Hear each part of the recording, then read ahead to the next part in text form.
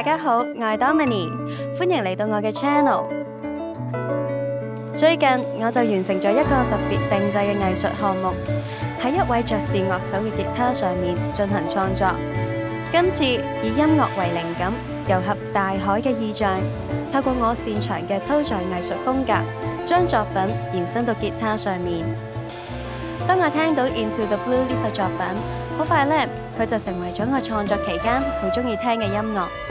佢嘅韻律將廣闊大海嘅深遠意境展露無遺，然後我就將投射喺腦海裡面嘅畫面貫穿喺海洋系列作品之中，就係咁打開咗我將音樂同視覺藝術連結嘅創作旅程。作品由多層嘅顏料質感去組成嘅，結合現代同傳統嘅方法，務求令吉他身混合海洋嘅色彩。而使用呢一種分層嘅技術，要等每一層乾透都要用上幾日嘅時間嘅。運用留白嘅技巧，表現深海無限嘅意境、生命嘅潛力。最後因應音樂家嘅要求，為作品噴上啞光漆，完成最後一個工序。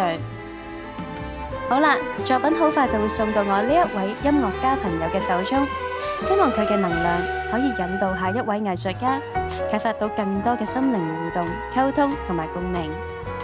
今日嘅分享就係咁多啦，記得讚好同埋訂閱我嘅 YouTube channel 啊！